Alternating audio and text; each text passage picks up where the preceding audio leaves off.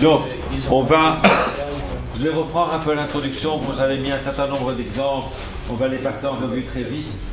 Mais donc, ce qui est vraiment important, c'est que vous visitiez vous-même les exemples en fonction de ce dont vous avez besoin.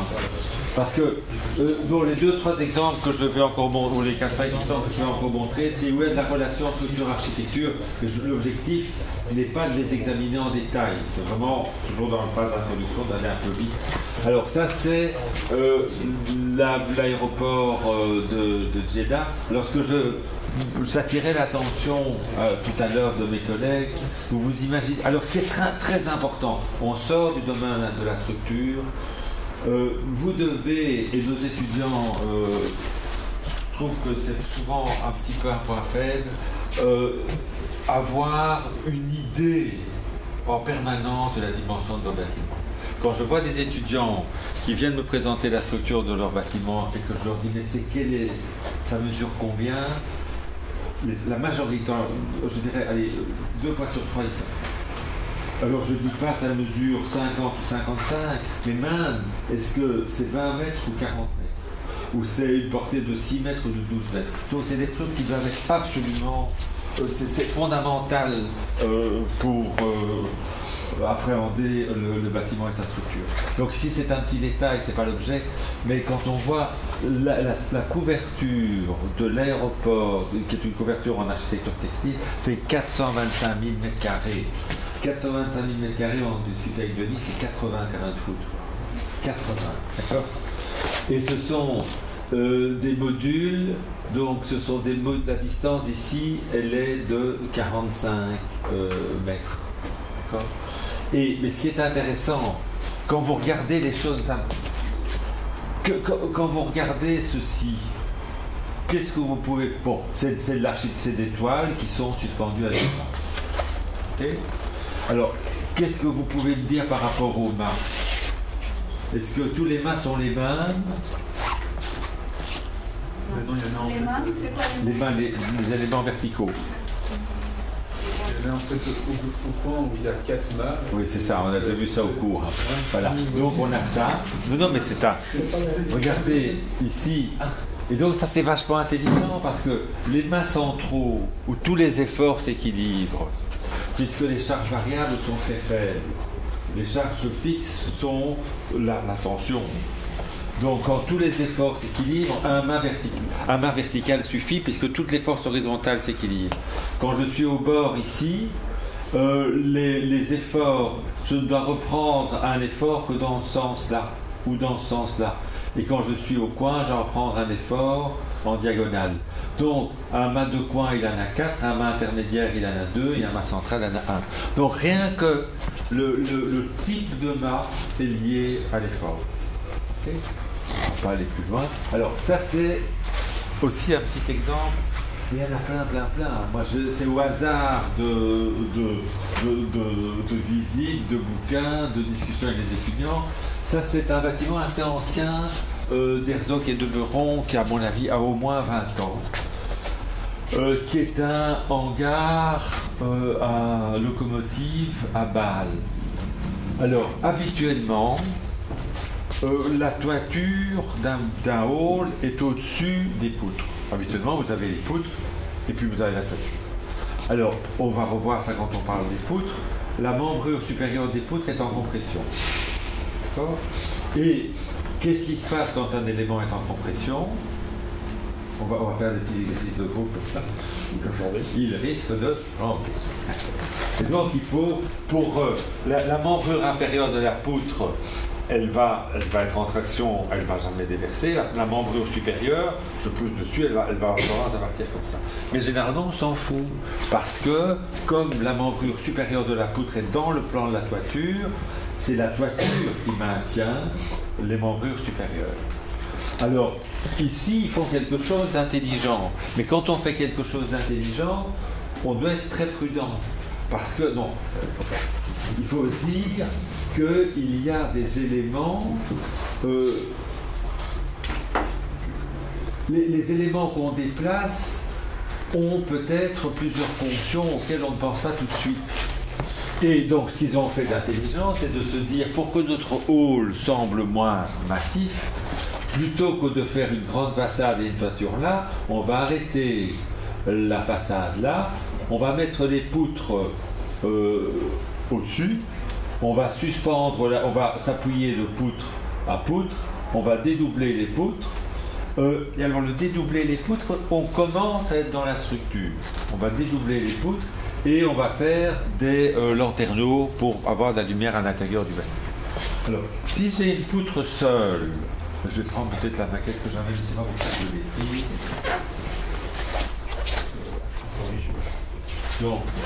Donc, si j'ai une poutre seule, la membrure supérieure risque, sous l'effet de la compression, de déverser. Donc, de partir comme ça. Mais, donc, ça, c'est si j'ai une poutre seule. Alors, dès que j'en mets deux, si j'en mets deux, et simplement, on va l'utiliser après, si j'en mets deux, elles peuvent partir ensemble aussi. Donc si j'en mets deux parallèlement, celle-ci, sous l'effet de la flexion, elle peut partir comme ça, mais si j'en avais une autre, parallèle, elle peut se déverser aussi, je ne vais rien aider. Mais qu'est-ce qu'ils ont fait pour éviter le déversement? Ils ont mis ici au-dessus une poutre horizontale. Et alors vous avez ici la poutre horizontale, donc quand la membrure ici a envie de partir, elle s'appuie sur la poutre horizontale, cette poutre horizontale en treillis qui est au-dessus, et pour qu'elle ne parte pas, ils ont mis un tirant comme ça. Donc ce tirant ici, qui est cette diagonale, bloque ce point-là. Donc, ces tirants qui ont l'air de rien, ils sont indispensables pour maintenir ces points-là, qui sont les appuis de la poutre horizontale qui empêchent le flambement de la membrure supérieure comprimée. Donc il y a toute une... Bon là on est un peu plus dans le détail, mais dès qu'on met les poutres au-dessus, on doit se méfier du flambement de la membrure comprimée, et puis on verra d'autres exemples. Qu'est-ce que je dois faire pour ça, pour les paris? On verra ça tout à l'heure dans la partie suivante. Alors, bon, ça c'est aussi un truc, on ne va pas à fond dans les exemples, hein, ici on ira plus à fond plus tard. Donc ça c'est un petit bâtiment dont j'ai déjà parlé au cours, qui est le vent de l'Institut de sociologie à l'ULB, qui est tout près. Donc là, quand on a une poutre, quand on a donc le papier n'a pas de raideur, on revient une minute dans les voiles minces. Dès que je plisse, voilà, c'est quand même magique, quoi. Hein. Donc si je fais ça, d'accord? Ah, donc c'est pas terrible. Hein. Si je fais ça, ok? Ça va? Alors, mais si je fais ça du point de vue structural, et vous vous rendez bien compte que cette hauteur-ci doit être d'autant plus grande que le porte-à-faux est long. D'ailleurs, on pourrait faire l'expérience, on fait un petit plissé, et puis vous pouvez faire ça avec des maquettes. Hein. On fait un petit plissé, et puis on l'allonge, et on voit quand il faiblit. Okay? Mais quand on fait une structure comme ça, il est évident que cette hauteur-ci est importante à l'encastrement, mais qu'elle est surabondante à l'extrémité. Je pourrais faire diminuer progressivement la hauteur en fonction du besoin de résistance entre l'encastrement et l'extrémité. Okay? Alors, soit je fais diminuer progressivement la hauteur, mais si je fais faire diminuer progressivement la hauteur, donc quand j'ai un plissé comme ça, je vais devoir couper comme ça, et j'aurai aussi une diminution progressive de la largeur. Et donc j'aurai un problème pour couvrir mon espace. Et ce qui est fait ici avec l'utilisation de paraboloïdes hyperboliques, on va pas aller, on ira peut-être un peu là-dedans, en tout cas avec ceux pour lesquels c'est nécessaire. Donc là, l'idée, je vous ai déjà expliqué ça, mais voilà, c'est que si je fais une coupe ici, j'ai ça, si je fais une coupe là, j'ai ça, si je fais une coupe là, j'ai ça. Donc, vu que je m'éloigne progressivement de l'encastrement, j'ai besoin de moins en moins de hauteur structurale. Donc, si je décide la coupe à l'encastrement, au fur et à mesure que je m'avance, finalement, je suis horizontal. Et donc, j'ai une poutre, ce V là, est une poutre à inertie variable. Mais alors, dès que je fais ça, j'ai des surfaces qui ne sont plus développables, et plutôt que d'avoir des planches, j'ai des paraboloïdes hyperboliques. Donc, ce que je vous donne ça pour que vous ayez un regard, pas critique, mais je veux dire un regard pertinent, un regard analytique, un regard intéressé sur les structures. C'est bien parce que vous allez le faire. Quand on revient une minute à l'auvent de Flagey. Qui est-ce qui peut me dire comment sont les colonnes de l'auvent de Flagey? Est-ce que ce sont des colonnes rondes? Est-ce que ce sont des colonnes carrées? Ou est-ce que ce sont des colonnes rectangulaires? C'est comme 2 ou 3, je sais pas. Voilà, ce sont des plats métalliques. Alors l'idée... Et alors là, on est au mariage de la structure. Parce que vous allez voir, la structure de... Il y a la finalité architecturale, il y a le fonctionnement structurel, et puis il y a la technologie, comment est-ce qu'on va réaliser tout ça. Et donc là, les colonnes, donc combien de poutres y a-t-il dans la toiture de l'auvent Flagey?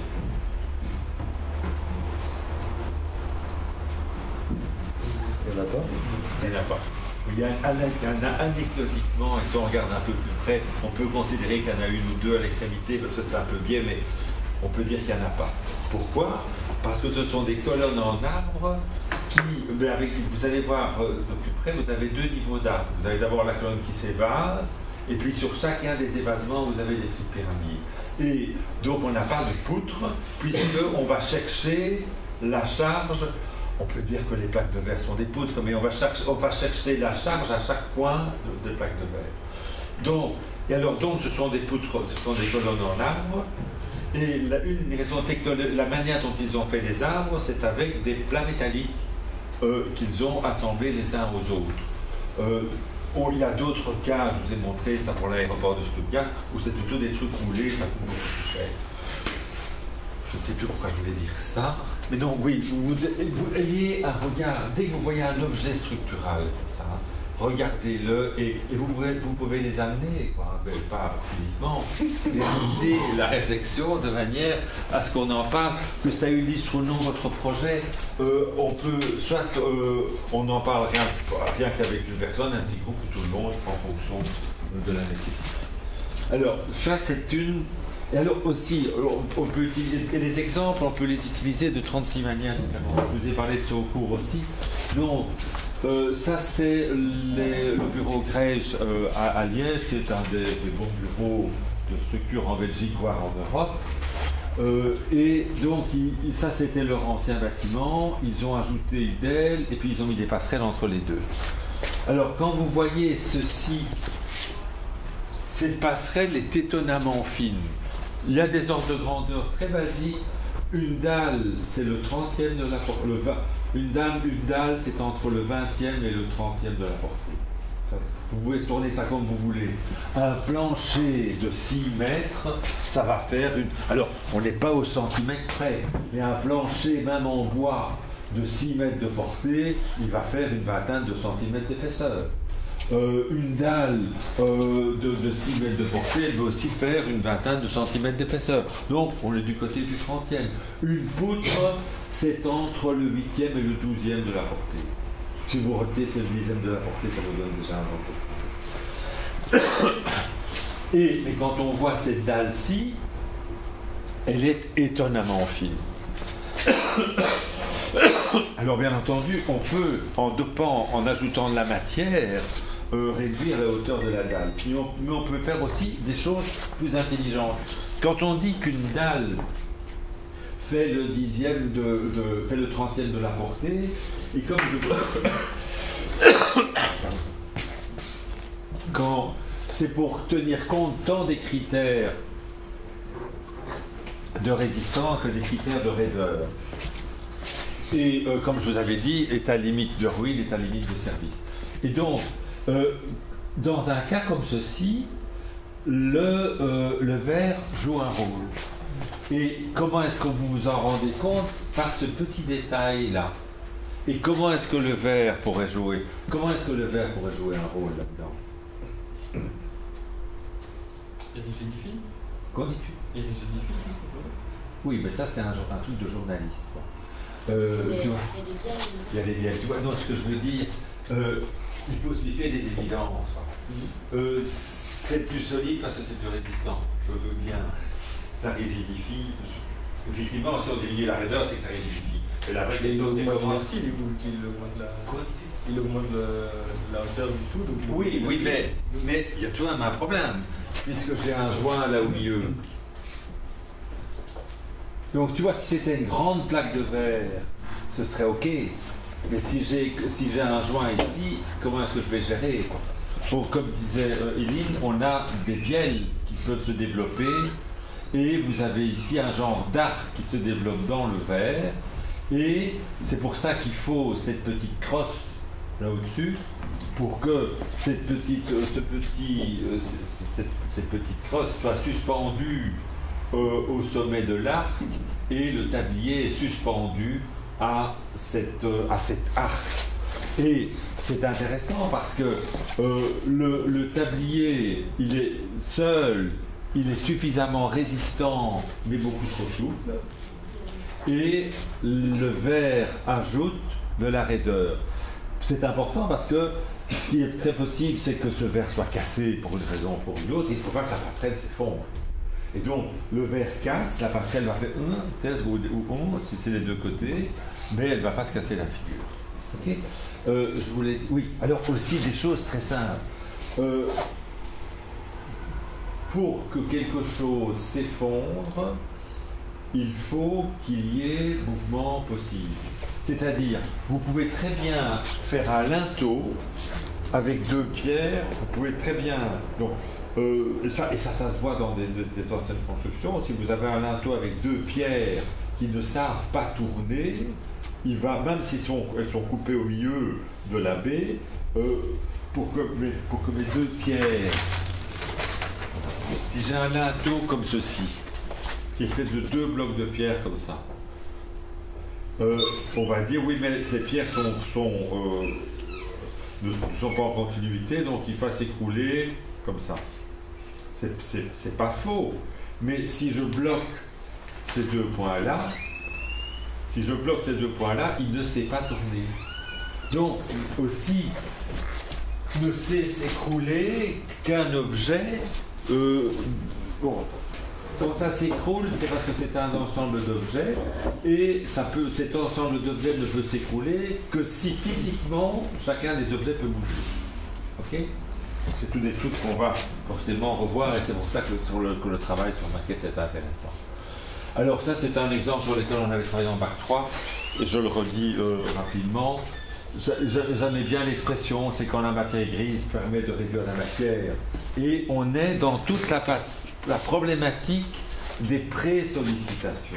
Ça, c'est vraiment intéressant, la pré-sollicitation.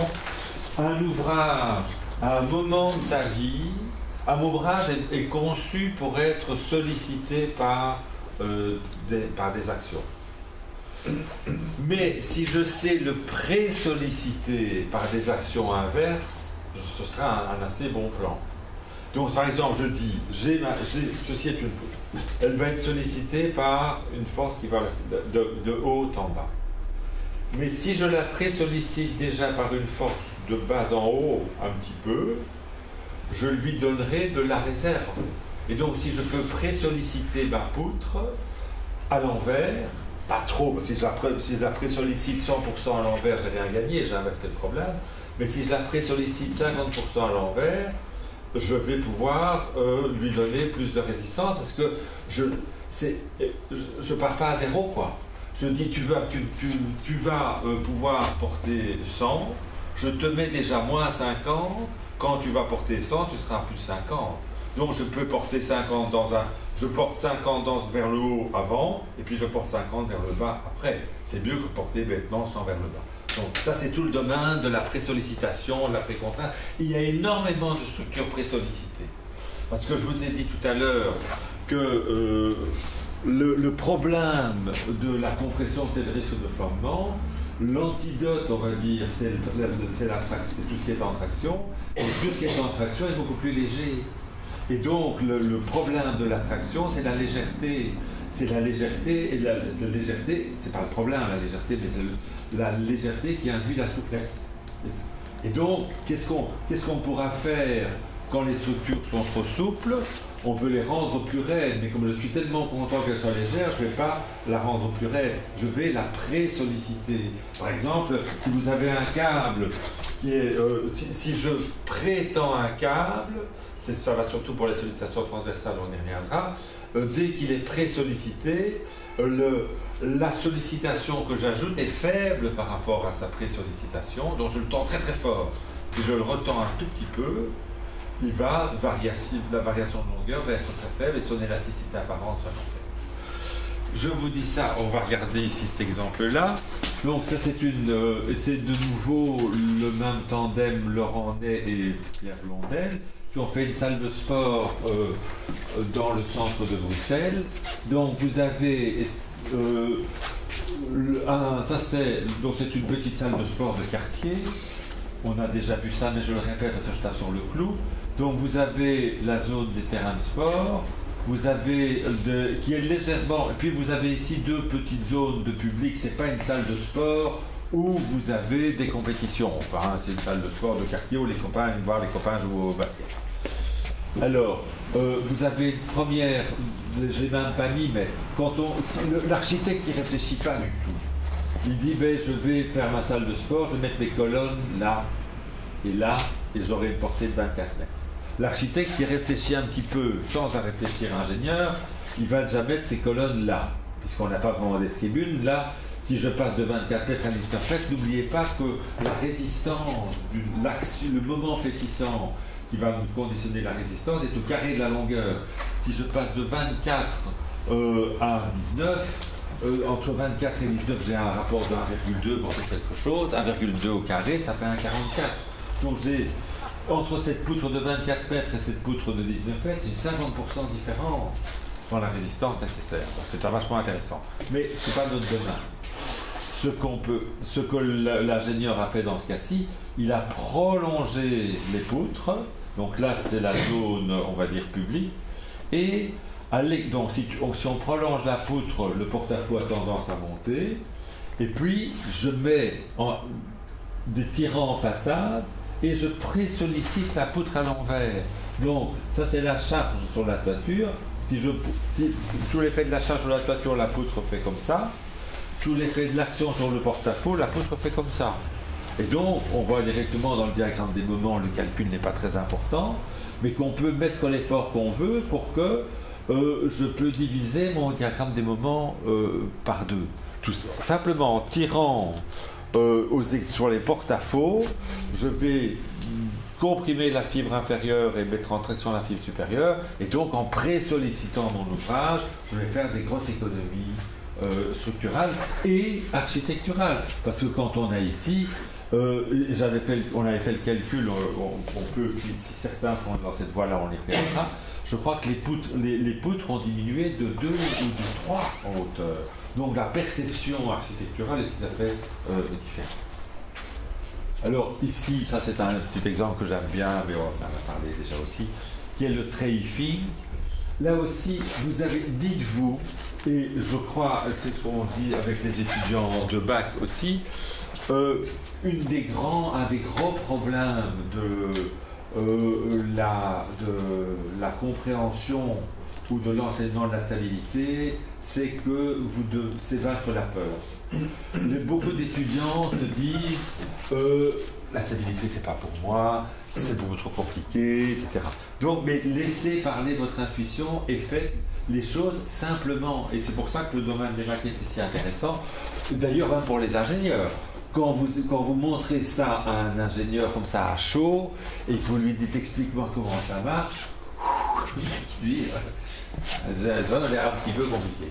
Mais non, c'est extrêmement simple. Et dans la majorité des cas, c'est extrêmement simple.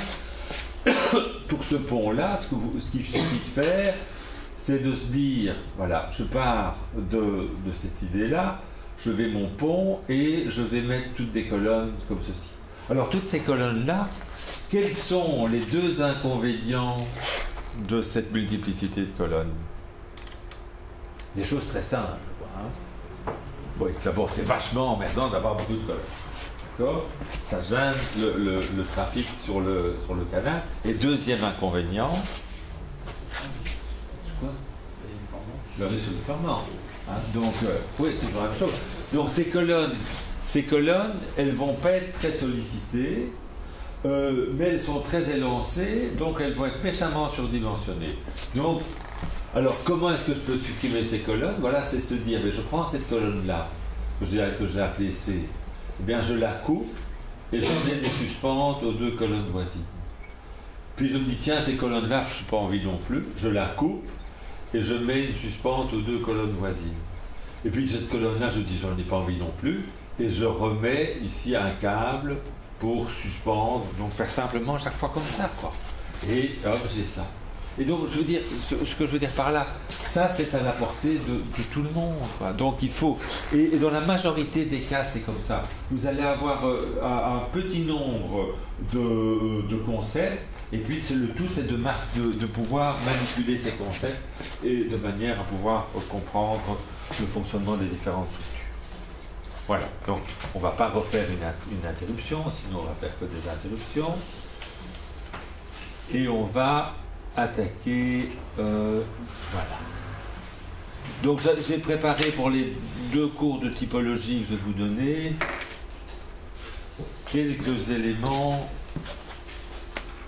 On va parler des poutres et on va parler des structures tendues. Alors ici aujourd'hui on va parler dans l'heure qui nous reste là, un peu plus.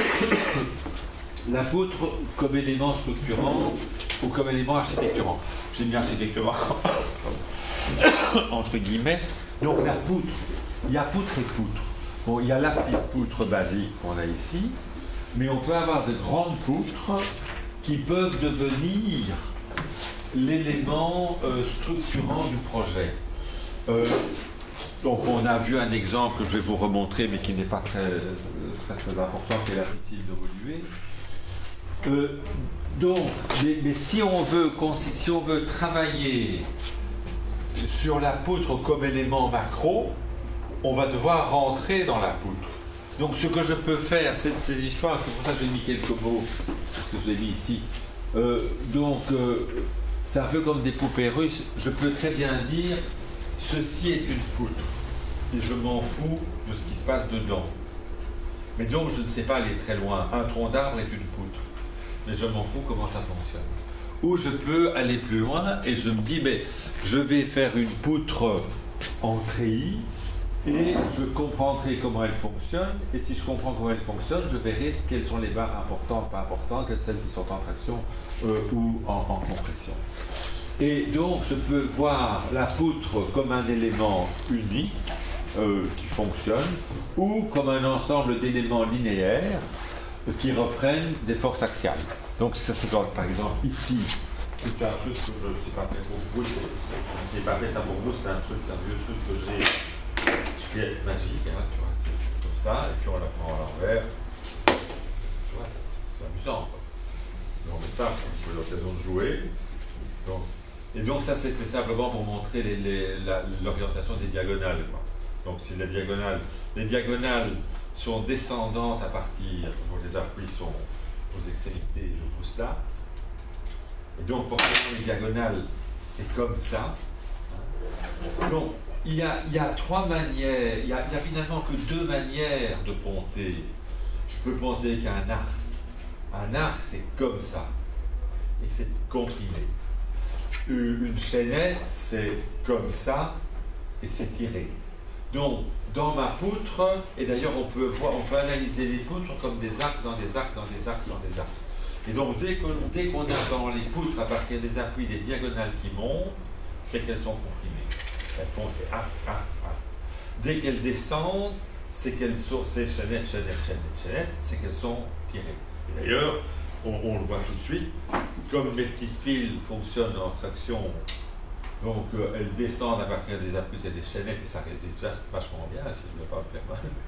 Par contre, ici, elles lui ont fait une résistance en compression et ça ne fonctionne pas du tout. Okay. Et donc, si on regarde la maquette, on voit que la poutre on peut même dire, on peut même s'en foutre que c'est une poutre. Le mot poutre n'est qu'un mot. Je dis c'est un élément, c'est un ensemble de barres collées les unes aux autres et qui va finir par faire un élément qui peut porter un espace. Élément que je vais appeler poutre. Donc je comprends parfaitement le fonctionnement parce que je l'ai décomposé en petits éléments qui ne reprennent exclusivement que la force axiale. Et on peut, bon ça c'est donc les ingénieurs parlent aussi de système en bielle et en tirant. Bon alors c'est simplement une question de vocabulaire. Une bielle pour un ingénieur des constructions est un élément qui prend de la compression. Un tirant est une bielle est un élément linéaire qui est sollicité en compression. Un tirant est un élément linéaire qui est sollicité en traction. Donc un ingénieur pourrait vous dire que ça c'est un système, un ensemble de bielles et de tirants. J'ai mis poupée russe ou fractale parce que je peux très bien dans et fractale ça fait plus intelligent, poupée russe c'est plus poétique. Mais donc c'est le truc qui se retrouve dans le truc qui se retrouve dans le truc parce que ici quand j'ai ça et supposons que ce soit vraiment un grand pont et que j'ai quelqu'un qui est là qui se balade là-dessus au milieu, eh bien ceci est une poutre, mais une poutre élémentaire. Donc, parce que je dois bien entendu ramener la charge vers les deux appuis. Et donc, j'ai ma poutre, et alors vous pouvez, avec votre imagination, vous dire que là-dedans, non, elle est aussi en treillis, et que je peux descendre encore plus bas, et que j'ai aussi des barres sur lesquelles je peux solliciter qui sont aussi en treillis. D'ailleurs, si vous regardez, on pourrait faire, je pensais un petit peu à ça, on pourrait faire une tour Eiffel ou un ensemble de tour Eiffel. Parce que si vous regardez chacune des barres de la tour Eiffel, chacune des barres de la tour Eiffel est un ensemble de plus petites barres. Donc, vous avez des machins, je n'ai jamais regardé très en détail, et qui sont des barres relativement hautes, qui sont faits de 4 barres d'angle avec des petites diagonales. Et les petits machins sont aussi faits avec des petites diagonales. Donc, vous pouvez aborder ça comme un système fractal, ça fait intelligent.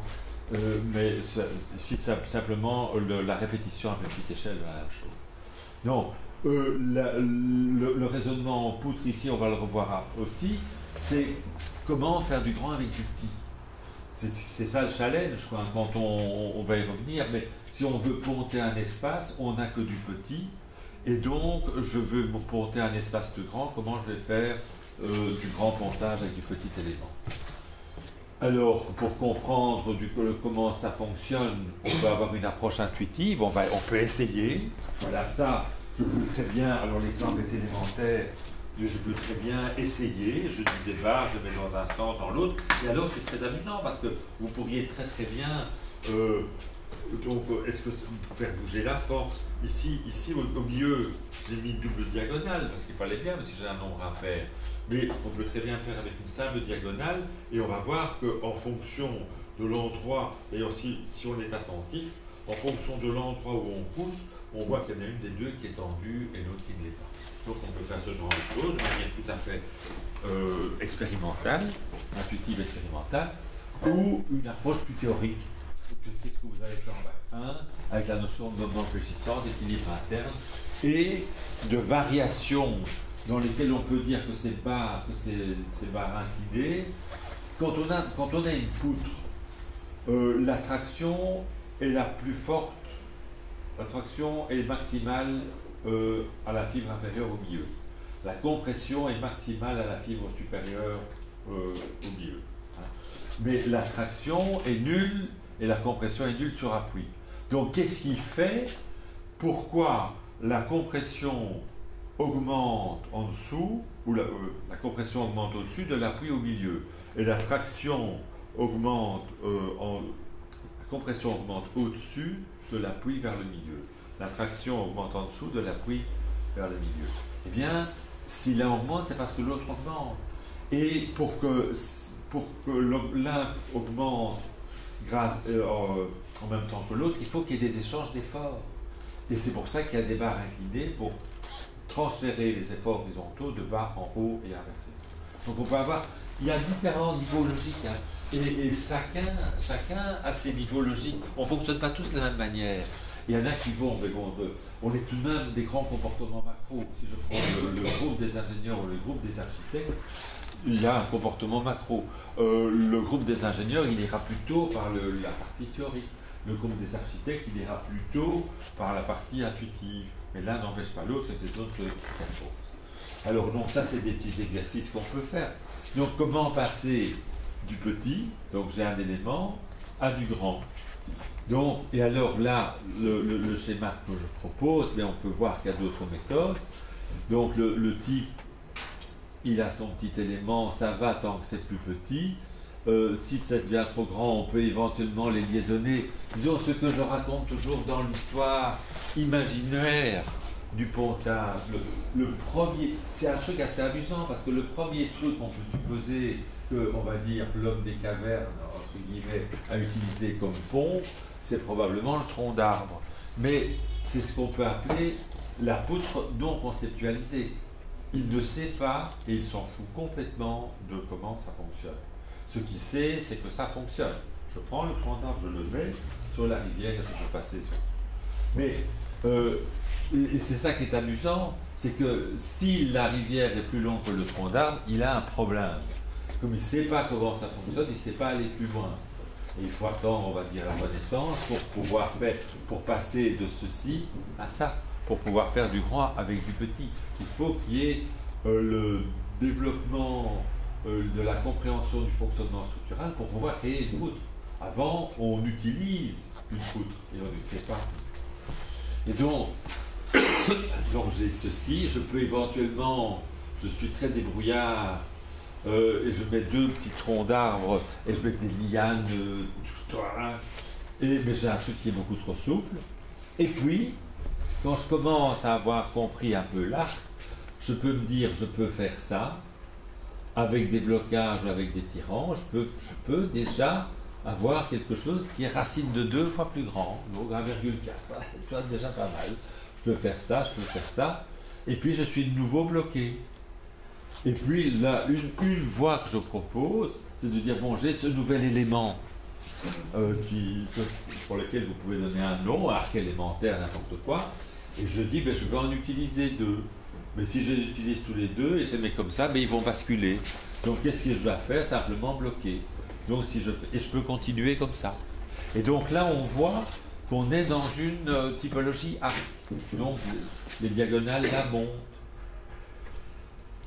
Ou on peut, donc vous pouvez imaginer tout ce que vous voulez. Je fais ça, je peux dire fatigant, je peux essayer de faire ça, on voit que ça se casse la figure, et donc je peux construire comme ça. Donc ça c'est vraiment, et j'ai fait ça un jour avec un ami, avec des élèves de 6e primaire, on leur donne des chaînes et on leur donne des petits morceaux de bois, et ils construisent des poutres en treillis. Voilà, vous avez bien entendu tout à fait la capacité. Et ça c'est intéressant, parce qu'en utilisant, et c'est pour ça qu'on est dans la maquette structurale, en utilisant des chaînes et des bouts de bois, une chaîne, essayer de la faire fonctionner en compression, ça ne va pas aller. Voilà. Et donc, comme ça, vous pouvez créer un objet. Voilà, encore une fois, parce que on essaye, et chacun va avoir... je vous montre encore une autre méthode, mais il y en a, je ne vais pas dire autant qu'il y a d'individus, mais vous pouvez expérimenter des méthodes en disant simplement des méthodes qui vous conviennent. Voilà, donc par exemple, je fais un truc comme ça. Donc ça, j'avais fait pour un étudiant qui ne comprenait pas, et puis on est ensemble, on avait dessiné quelque chose. Donc j'ai ceci. Attendez, c'était ça. Donc imaginons que je fasse ceci. Une structure comme ça. Un morceau, un petit morceau, un petit morceau, un petit morceau. Alors ça, je sais très bien que là j'ai des pousseaux vides. Je vais mettre un tirant. Et pour reprendre ce point-là, je vais utiliser ce petit objet-là. Voilà, en utilisant ce petit objet-là, que je mets là-dedans. Donc, j'ai ici un effort à la jonction qui va être repris par ce triangle-là, qui est suspendu à ces barres-là, qui redécompose l'effort comme ça et comme ça. Et ce qui n'est pas inintéressant dans ce truc-là, c'est que là, je vois que dans la partie centrale, j'ai 2 câbles, et dans les parties latérales, je n'ai qu'un seul câble. Ce qui montre que l'effort de traction à la fibre inférieure de la poutre et plus grand au milieu que sur les appuis. Okay. Donc ça, vous devez, ça dépend, c'est peut-être pas intéressant pour certains dans certains projets, et ça peut être intéressant dans d'autres. Donc ça, c'était des exemples que je vous montrais. Voilà. Alors, qu'est-ce que vous voyez dans cette figure? Voilà. Est-ce que c'est symétrique? Non. Alors, dites-moi deux choses que vous voyez du point de vue structural.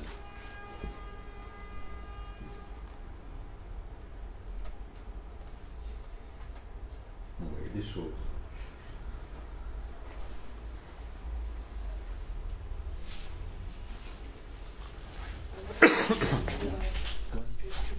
Successifs sont portés par une poutre en treillis, visiblement.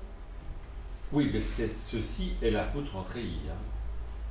Oui, c'est une toiture en chêne. Un pan de toiture. C'est ça, c'est une toiture en chêne. Donc c'est une toiture avec les poutres, une succession de poutres. Et pour avoir un éclairage en toiture, on s'appuie du bas d'une poutre au haut de la suivante, du bas de la poutre au haut de la suivante, du bas de la poutre au haut de la suivante. Comme un petit dent de scie de toiture d'usine. Ok? Donc si on regarde une poutre, alors regardons une poutre, qu'est-ce que vous pouvez me dire de cette poutre-là? Elle est asymétrique alors. Elle est asymétrique, d'une part. Restons d'abord sur l'asymétrie. Pourquoi est-ce qu'elle serait asymétrique? Parce que les charges sont différentes. Non. Non, les charges, c'est le bac acier de toiture, plus la surcharge. Est-ce que ça concerne les appuis, monsieur? Est-ce que ça concerne les appuis, Hélène Delpire? Forcément, oui, d'une certaine manière, oui, puisque la faute est sur ces appuis. C'est asymétrique. Parce que les appuis ne sont pas symétriques. Développez, s'il vous plaît, mon ami. Ben, vous voyez ça aussi? On peut laisser un petit ça, je rends ça moins Non, c'est pas une poutre sur de l'appui, ça, hein? C'est ça, hein? C'est ça, c'est pas une poutre sur des Vous voyez, c'est pas une poutre sur de l'appui? Donc j'ai un appui, et puis la poutre elle continue, et j'ai un appui là. Donc c'est une poutre continue. C'est une poutre sur au moins 3 appuis. Okay. Le moment, il n'est pas au milieu. Le moment maximum n'est pas au milieu, et la réaction ici est plus... Si je prends que cette poutre-là, l'action de cette poutre sur cet appui-là, l'action de cette portion de poutre sur cet appui-là est supérieure à l'action de cette, est inférieure, pardon, à l'action de cette portion de poutre sur cet appui-ci. Vous comprenez quelque chose à ce qu'il dit là? À ce qu'il vient de dire? Regardez, ouais. Attendez, comment on va faire? Ah non, elle n'est pas bien faite celle-là. On n'a pas une poutre. Vous l'avez une poutre avant un morceau de bois. Ah oui, voilà. C'est pas vraiment une grosse poutre. Voilà.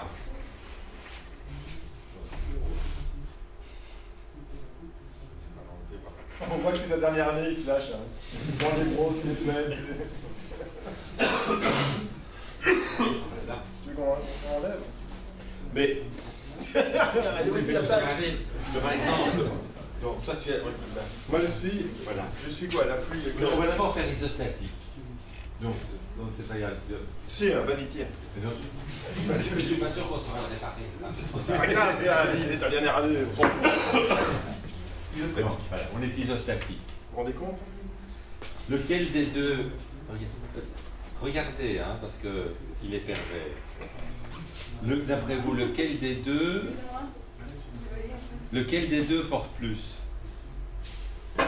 Moi ou Denis? Denis ou pas? Qu'en dis-tu? C'est montique, c'est un plan? C'est horizontal.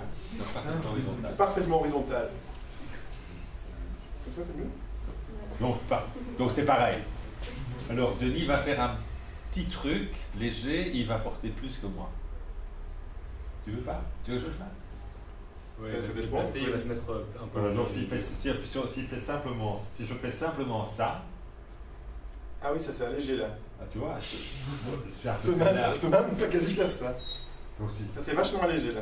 si je fais ça, Magie. ça va. Donc ce que j'ai fait ici, j'ai encastré cet appui-là, ce qui m'a permis de supprimer cet appui-là. Mais dans le cas qu'on a ici, j'ai une autre travée. Et tu peux même faire ceci avec ton dos, là. Continuer à encastrer. Ah oui, voilà, comme ça. Voilà. Donc il y a cette autre travée ici. Voilà. Disons, au fur et à mesure que j'avance mon doigt, moi je prends de plus en plus et de moins en moins. Et donc, dans la mesure où on a une continuité, on aura encore besoin de cet outil, dans la mesure où on a une continuité ici, qui correspond à un encastrement de la travée, de cette travée-là dans celle-là, on va alléger la réaction ici et augmenter la réaction là.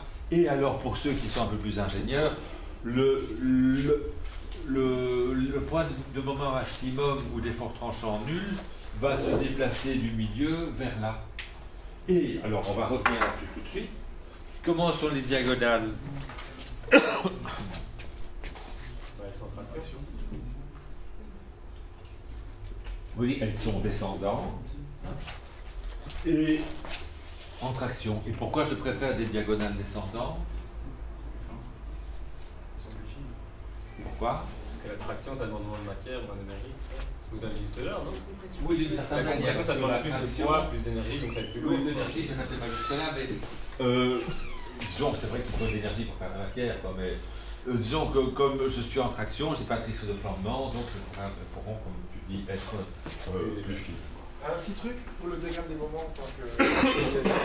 Si c'était deux appuis, on va prendre laquelle? Je ne vais pas me tromper. On va prendre celle-là, de là-bas à là-bas.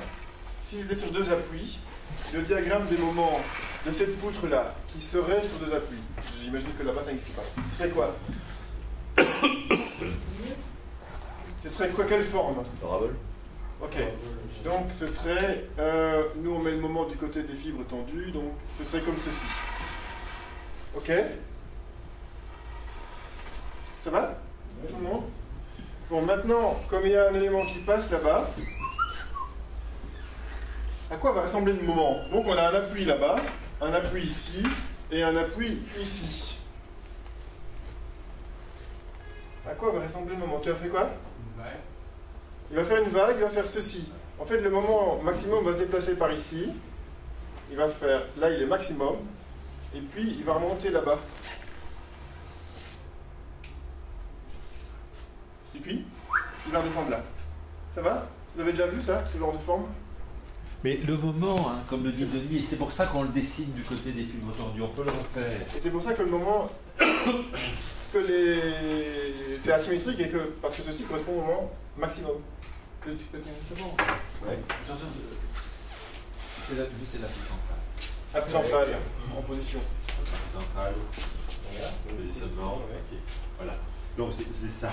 Eh bien, si je pousse ici, hein, bon, si je pousse ici, ça risque de casser où ça? D'après vous?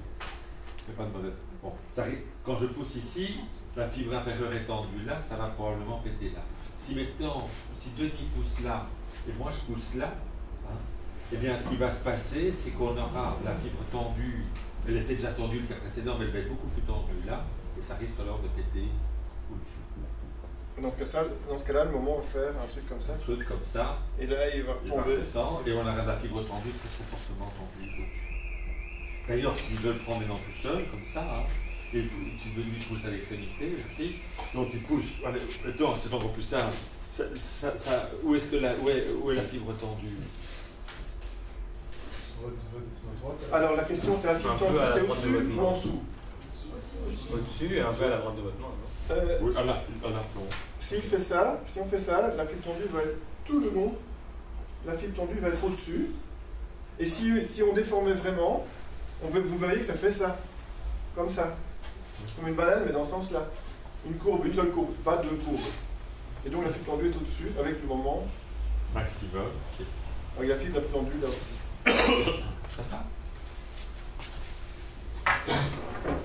On aura l'occasion de revenir là-dessus, mais... Bon, alors là, on a... Tout... Généralement, ce qu'on fait comme code, c'est qu'on met la compression en bleu, la traction en rouge. Mais bon, c'est pas...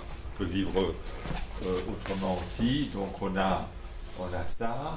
Donc, on voit bien que c'est différent. On a ça, on a la traction. Hop. Et donc, ça, c'est ce que je vous ai montré. C'est par rapport à ce petit jeu là-bas. Et donc, ça, on a parlé de tout ça, les barres comprimées. Et donc, ça, j'ai pas pris une photo. Donc, ça, c'est un bâtiment que je montre souvent, vous avez déjà certainement vu, qui est la piscine, une piscine évoluée, dans lequel vous avez, où l'architecte a pris le parti de une piscine, c'est un rectangle. Hein, donc c'est une piscine olympique, elle fait 50 mètres plus les plages. Donc le bâtiment piscine, il fait certainement 60 mètres de long sur, on va dire, 30 mètres de large. Donc la tendance, ce serait de porter sur les 30 mètres. Et là, l'architecte a pris le parti de faire une grande poutre longitudinale de 60 mètres de portée dans l'axe de la piscine, et puis de mettre deux petits morceaux de toiture de 15 mètres de portée et d'avoir une troisième façade vitrée. Et donc vous avez ici et alors on voit directement, mais j'aurais pu prendre une photo, mais je ne voulais pas développer là-dessus. On voit dans la réalité que les diagonales descendantes sont beaucoup plus fines que les éléments verticaux qui sont eux en compression. Alors ça, c'est une photo que j'ai prise, c'était près du soldat. Donc là, les macro-poutres permettent de faire des bâtiments ponts. Donc on a ici, vous avez un nœud autoroutier et il devait implanter un parking. Et donc le parking, ben, on l'a implanté ils ont implanté où c'était possible. Et donc avec de grandes portées. Donc là, c'est pas une portée, là c'est un poteau d'éclairage ou un poteau de signalisation. Donc je crois que l'appui est là, et je crois que l'appui suivant est là, et le reste peut-être carrément en porte-à-faux. Et donc, pour le parking, ils ont mis deux poutres extérieures, peut-être je ne connais pas bien le bâtiment, c'était dans le bus, on a photographié vite fait. Donc, deux macro-poutres extérieures, et puis après, vous avez ici, et d'ailleurs on peut aller un petit peu plus loin, puisque j'ai ici probablement des portées relativement courtes. Là je mets une suspente qui ramène la charge au milieu, qui descend dans mon treillis de poutre. Alors il aurait pu faire un autre type de treillis, etc. Et à côté, là c'est quoi? Est-ce que c'est... ça marcherait comment? Celle-ci alors? Question que je vous pose. Là, Michel nous dit ça c'est une suspente qui est accrochée à ça au-dessus. Et ça, ce serait quoi? Quoi? Un élément de traction aussi. Ouais, pourquoi? Parce qu'on n'a pas de compression dans des genères. Ça a tendance à pousser vers le bas, donc on reprend vers le haut. Attention, mais c'est bien ce que tu as dit là, a tendance à pousser vers le bas. Oui. Donc, tu pousses avec ton... mets ton bic sur la table. Appuie de ton bic et pousse dessus. Et il est en quoi? En traction ou en compression? Là, il est en compression. Ouais. Et si ce n'est que comme cet élément reprend la compression des mètres, je veux dire en Attends, compression. je pense que la structure de la poutre, c'est ça. Hein. C'est les gros traits blancs. Hein. Ça, ce qui est plus parti, si tu l'enlèves, ça tient toujours, ces trucs-là. Pour moi, ça ne fait pas partie de la poutre treillis. Ceci. Par contre, ça, c'est la poutre treillis. D'accord? Alors, après, Michel dit, ok, ce truc-là est suspendu à la pointe là, à la poutre treillis, et c'est une suspente qui tient, qui coupe en fait les portées ici en deux. Parce que j'ai l'impression que je te dis ça parce que j'ai l'impression que quand tu me parles de ça, tantôt tu me dis oui, ça c'est comme dans la poutre treillis, c'est Non, ça permet de rigidifier l'ensemble. Ça pour toi, ça permet de rigidifier l'ensemble. Si ceci sert à couper la portée de là à là en deux, ça sert à quoi? Ok. Ah donc, pas à rigidifier l'ensemble, à couper la portée de là à là en deux. Ok. Ouais. Et alors il marche comment ce machin? Compression, traction, flexion? Ouais, il est en traction. Ok, et donc ça veut dire qu'il marcherait. Pourquoi il est en traction? Oui, il est en compression. Non, il a un traction du voile, il va Il est en traction pour moi parce qu'il est plus fin. Mais Parce qu'il est aussi fin que cela. S'il était.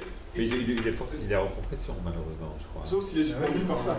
Oui, mais alors tu auras de la flexion dans tes membrures et ça, tu n'auras pas. Là tu veux pas le. Ah d'accord. Donc, t'as pas. Mais Donc, ici il a la même taille que celui-là. oui, disons, ça c'est pervers. Je crois qu'il n'a pas été sympa par rapport aux étudiants. Ouais. Parce qu'on a vu des cas où. Mais disons qu'il faudrait peut-être voir plus près. Mais disons que ce qui est important aussi dans les structures, c'est la hiérarchie. Par exemple, vous avez dans une structure, vous avez des éléments primaires, secondaires, tertiaires. Alors, ouais, ça dépend dans quel sens on le met. Mais par exemple, vous avez un plancher. Quand on a un plancher en bois d'une maison, vous avez. Allez, je vais faire une construction bruxelloise classique. J'ai des planches qui s'appuient sur des gîtes, qui s'appuient sur des poutrelles métalliques, qui s'appuient sur des murs en maçonnerie. Alors, je peux dire mon mur en maçonnerie est la structure primaire. Je veux dire, c'est celle de base. La structure secondaire, c'est des poutrelles. La structure tertiaire, c'est les gîtes. Et la structure quaternaire, c'est les planches. D'accord? Donc vous pouvez...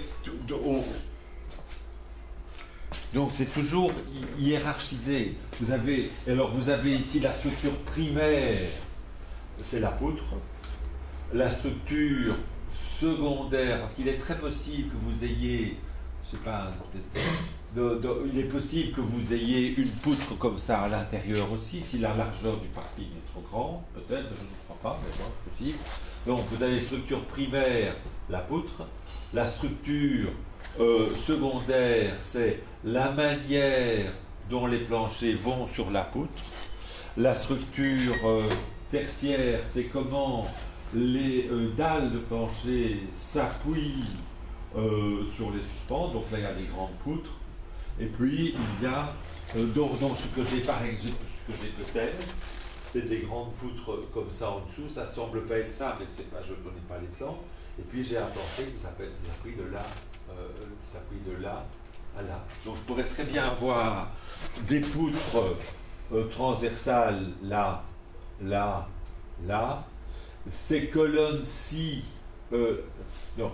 Donc, et puis alors ces poutres s'appuient sur cette colonne, alors dans ce cas-là, et cette charge vient progressivement sur la poutre. Je ne peux solliciter une poutre entrée que dans ce cas c'est neutre. Donc j'avais cette poutre ici que je ne vois pas qui s'appuie sur cette colonne-ci, et puis j'ai la dalle qui s'appuie sur cette poutre-là. Donc, et c'est pour ça que vous allez faire des plans filaires. Donc on peut faire des plans du bâtiment dans lequel chaque poutre est une ligne et chaque colonne est une ligne aussi.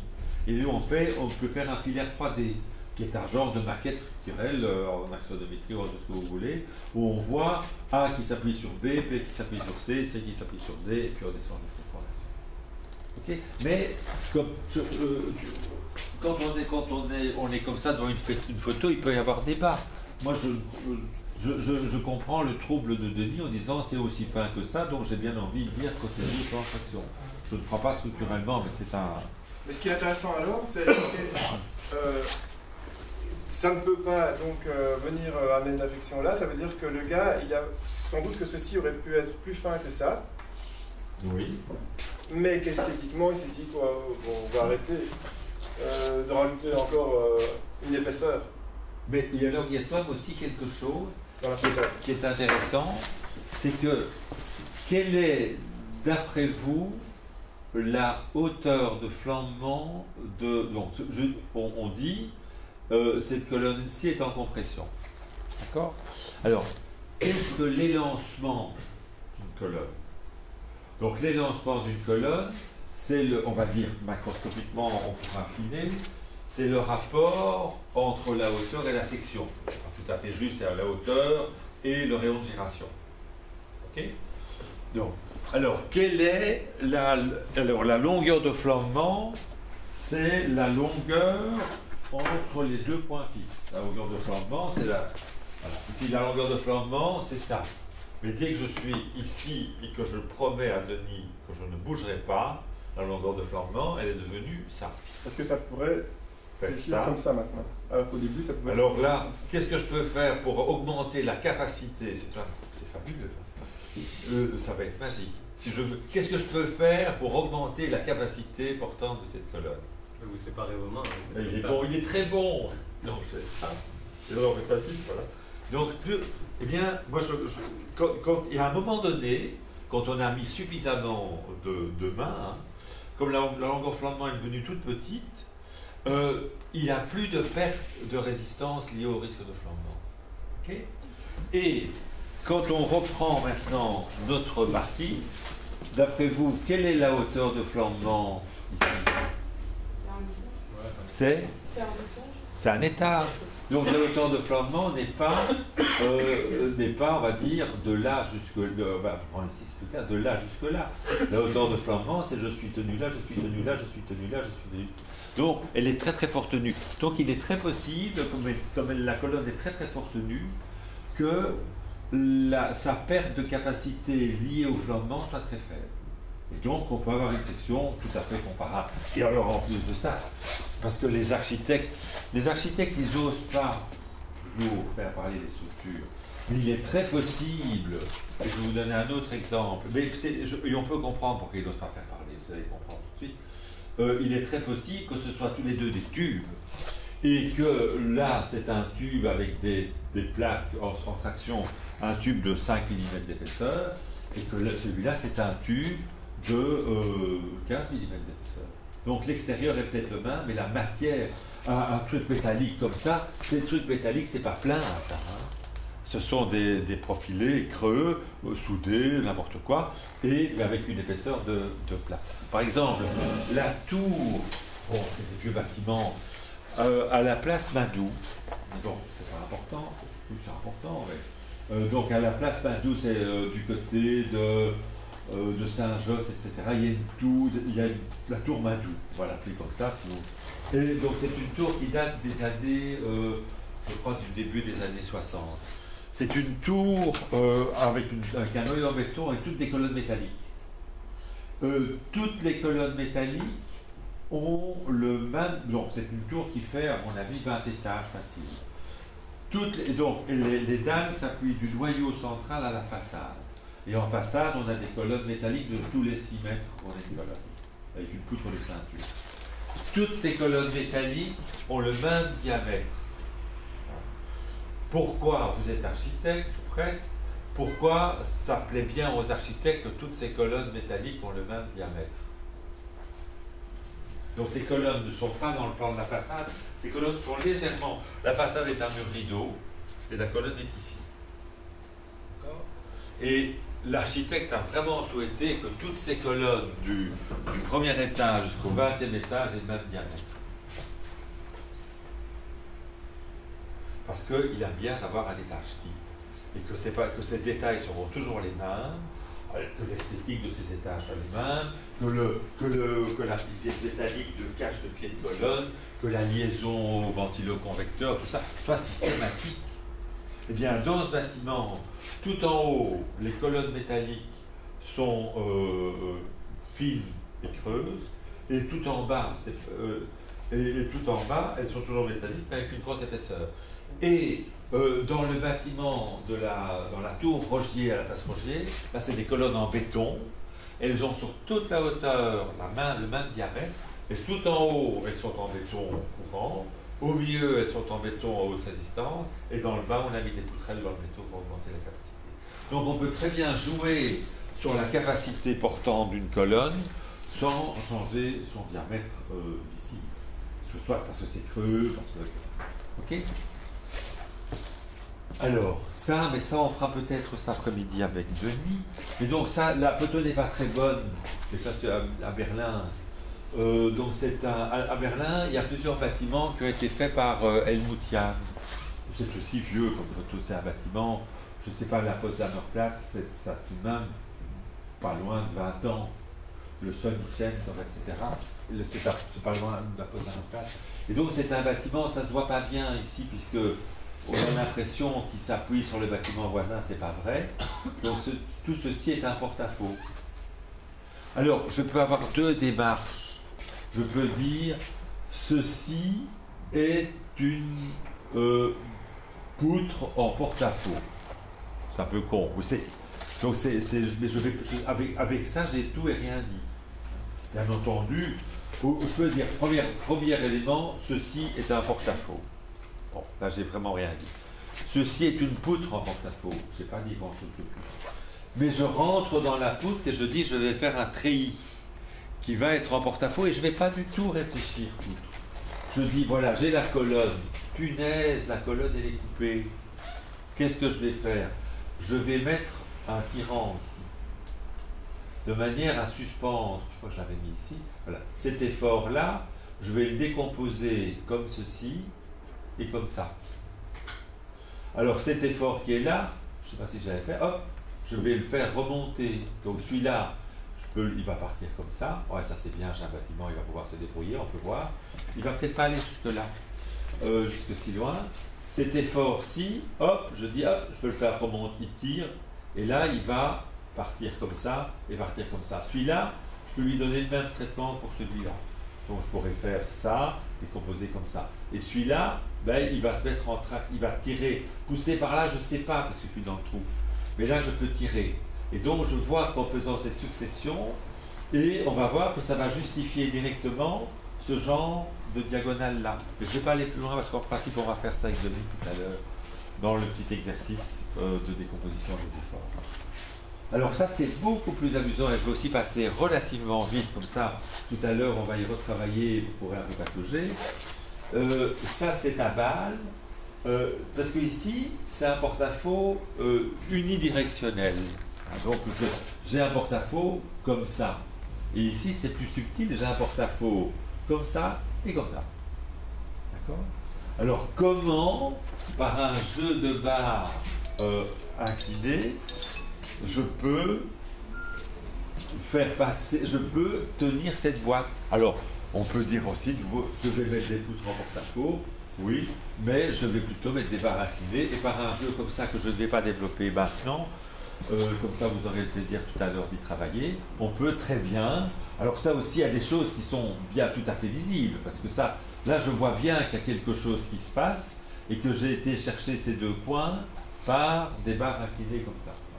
Mais le reste, donc ça c'est ce que je vois ici, mais le reste, donc par exemple, j'ai cet effort ici, il part dans ces barres inclinées là, cet effort-là part dans ces barres inclinées là, ces deux tractions se décomposent ici. Ah là, je suis embarrassé, j'ai une force là, comment est-ce que je fais pour cette force-là? Alors là, j'ai fait une hypothèse de décomposition, je ne suis pas rentré dans le bâtiment, mais je peux faire un jeu de barres de manière à ramener progressivement les efforts dans le volume de la tour. Mais en principe, on avait dit avec Denis qu'on essaierait de travailler avec là-dessus tout à l'heure, donc je ne développe pas maintenant. Alors ça, c'est aussi un bâtiment sur la Potsdamer Platz, à côté de la Berlin. Et donc, c'est assez amusant. Donc c'est un bâtiment, pour moi, je n'ai pas une photo d'ensemble, puisque, mais peut-être que toi tu connais mieux l'histoire du bâtiment ponté. Non. Enfin, je me souviens qu'on l'avait pas vu en... Non, mais quand tu étais à Berlin, tu ne l'as pas exploré. Je l'ai une fois vu, je pense. Donc tu vois, il y a dans ce bas du bâtiment-ci, il y a une construction, il y a, je ne sais plus exactement, donc il y a une ancienne construction qui a été tout à fait restaurée, et le nouveau bâtiment ponte cette ancienne construction. Donc l'idée est, ceci est une grande poutre de pontage de cette boîte aux lettres qui est ici. Alors là, ça peut être vachement intéressant, parce que l'architecte pourrait, peut donner plusieurs réponses. Il aurait pu dire, je vais faire grande colonne, et je descends, je vais faire un grand portique. Deux portiques en façade, et je vais bien exprimer le pontage. L'architecte n'a pas fait ça, et a fait quelque chose qui déroute un petit peu l'ingénieur, parce qu'on se dit, Ouais, un peu bizarre, c'est une poutre, mais où sont donc les appuis? Alors là aussi, moi j'ai pas vu les plans, mais c'est plutôt un jeu de devinette. Bon, il est clair que si on regarde si on regarde ceci, bon, ici et là-bas, on est en dehors de la boîte aux lettres. Donc, les appuis sont dans cet alignement-là et dans cet alignement-là. Ok? Alors, ce qu'on a, on le voit bien si on est un petit peu sur la toiture. Donc, qu'est-ce qu'on a?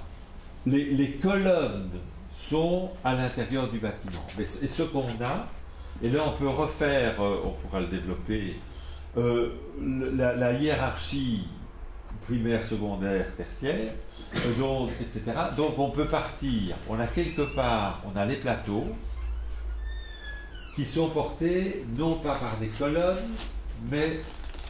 Ah, c'est gentil. Merci Bob. Merci. Donc non pas par des colonnes, mais par des suspens. Donc il y a des suspens, donc voilà, tous ces planchers qui sont, puisque je ne sais pas mettre des colonnes vers le bas, c'est que j'ai mis des suspens vers le haut. Donc il y a des suspens dans ce bâtiment qui amènent la charge sur ces poutres. D'ailleurs on les voit ici, donc ça on peut affiner, mais en tout cas il y a chaque fois des suspens qui suspendent à ces poutres-là. Ces poutres-là s'appuient sur cette grande poutre en façade, d'accord? On va faire un petit croquis ensemble. Hein. Et puis, cette grande poutre en façade s'appuie sur cette poutre-là. Donc, cette poutre-là, il n'y a pas de tableau, mais est-ce qu'on pourrait... donc, j'ai des suspens qui s'appuient à cette poutre-ci, sur ces poutres-ci. Ça, c'est clair. Hein. Okay.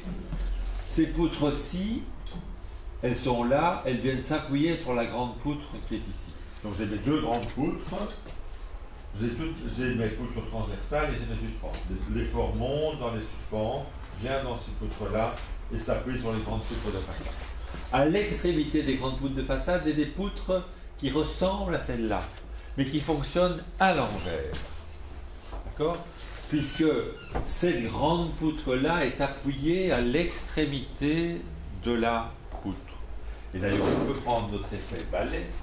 Donc, vous avez ceci, quand c'est une poutre intermédiaire, quand c'est une poutre comme ça, celle-là. Elle s'appuie, ça c'est une poutre de façade, là il y a une poutre de façade, donc je pousse là, donc je pousse ici et là, et je m'appuie sur les poutres de façade.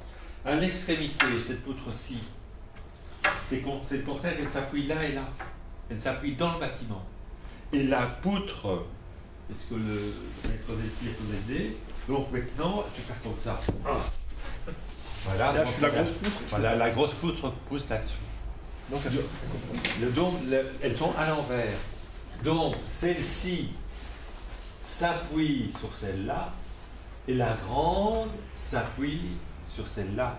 Et là, j'ai des suspens dans mon bâtiment, et là, j'ai des colonnes dans mon bâtiment. Alors, on peut discuter du...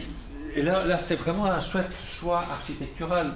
L'architecte, très ingénieux, il aurait mis une grosse colonne à l'extérieur, ou il aurait fait descendre une colonne là, il aurait continué le treillis là-dedans, il aurait fait un truc qu'on voit.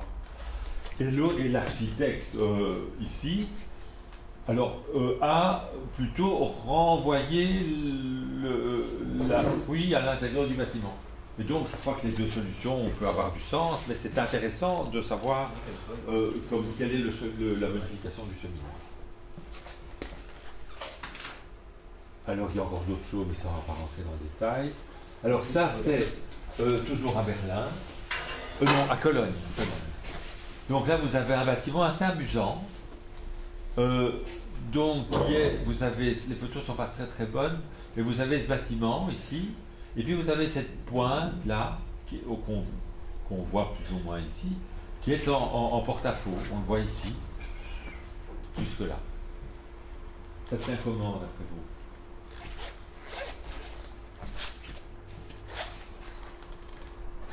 Avec des tirants maintenant. Oui, oui, mais je veux bien. Mais alors tu me montres où sont les tirants.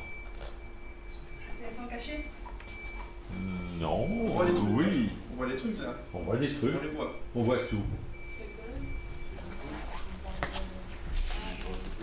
Oui, oui, c'est une poutre virondée. Donc il y a plusieurs, il y a au moins deux manières de faire des poutres. On peut faire des poutres avec du treillis, ou alors je peux faire des poutres. En Belgique, on appelle ça des poutres Virondel. Ça, c'est Monsieur Virondel qui avait mis ça au point. Les Français ont tendance à appeler ça poutre échelle. Je ne sais pas comment les Italiens appellent ça. Donc les diagonales. Voilà, ce que je peux très bien faire. Je prends ma poutre ici. Qu'est-ce que je pourrais faire si je veux supprimer tous ces fils de fer? Qu'est-ce que je pourrais faire? Ouais. Qu'est-ce que je pourrais faire pour que ça tienne? Rapprocher les barres qui descendent. Ouais. Les rapprocher. Oui, oui, mais ça va rien changer, parce que même si je les rapproche, j'aurai toujours. Là, on peut le faire ici, mais je peux le faire comme ça. Et je prends comme ça, j'ai pas mes diagonales. Punaise, c'est très désagréable. Qu'est-ce que j'aurais pu faire pour que je n'ai pas ça? Mais il faut enlever les rotules, il faut pousser les rotules. Oui, mais ben, plus pratiquement, qu'est-ce que je ferais? Je prends mon tournevis et je serre du micro, quoi. C'est tout. Donc si je vais ici, ça va peut-être pas aller, mais si je vais franchement, tu vois, il suffit de faire un encastrement entre la barre verticale et l'horizontale. Si j'y vais franchement, j'aurai des carrés en déformable, non pas par la diagonale, mais par l'encastrement du montant dans la membrure. Okay. C'est ce qu'on appelle une poutre Virondel. Une poutre Virondel, c'est une poutre qui est faite de carrés rendus indéformables par l'encastrement entre les montants et les membrures. Et vous avez un encastrement montant-membrure, encastrement montant-membrure, et je vous expliquais tout à l'heure que dans une poutre, il faut transmettre les variations d'effort des fibres extrêmes de la fibre du haut à la fibre du bas pour équilibrer. On peut transmettre ça par des diagonales ou par l'encastrement. Donc là, ici, les éléments verticaux se mettent, tout à l'heure je vais vous prendre une petite maquette qu'on a en bas, et se mettent comme ça pour transmettre les variations d'effort. Et comme l'effort tranchant, on le voit, hein, c'est de plus en plus resserré. Comme le moment et l'effort tranchant sont de plus en plus grands vers l'appui, eh bien, on resserre davantage, on multiplie les éléments verticaux. Ici, j'ai pas beaucoup de problèmes. Puis là, et au fur et à mesure que je me rapproche, c'est de plus en plus serré. Donc, et là, c'est un choix. Et d'ailleurs, est-ce que vous imaginez ce bâtiment avec des diagonales métalliques comme ça? Vous allez vous dire, non, c'est pas ça, quoi. Ça c'est un bâtiment, vous êtes plus compétent que moi là-dedans, c'est un bâtiment, je dirais, d'une typologie pierre, brique, béton. Si j'ajoute des tirants métalliques, je veux dire, non, c'est pas ça. Ou alors, je dis oui, mais alors, franchement, ok, ça va, je fais métal et je fais du mur rideau, quoi. Et donc, je fais quelque chose, comme ça, quoi. Donc ça, bon, par exemple, quoi. Donc, et je trouve qu'il y a une cohérence typologique. On est dans un bâtiment pierre-béton, eh bien, je vais travailler avec de la Virondel, de la poutre en fer. Et en dessous, les montants blancs. Les montes ici. Ouais. Au-dessus, ce sont les cadres, donc les montants verticaux, des cadres. Là. Oui. Et en dessous, ça, c'est l'architecte. c'est les supports ou... Ben, à mon avis, tu vois, la première, peut-être qu'elle suffit. Hein, peut-être que la section est un peu petite. Bon, encore une fois, je n'ai pas vu les plans. Moi, je vous raconte des histoires. Hein. Donc, comment dis-tu? On fait des hypothèses. Je fais des hypothèses. Bon, peut-être que les deux sont... Mais plus j'en mets, c'est pas inintéressant, hein, parce que plus j'en mets, je pourrais vous montrer le pont, parce que c'est ça qui est chouette dans les structures. Et on rebondit sur tout. Mais si je vous montrais le pont de Normandie, si dans les travées d'approche, si on a le temps, je vous montrerai tout à l'heure, on multiplie les colonnes.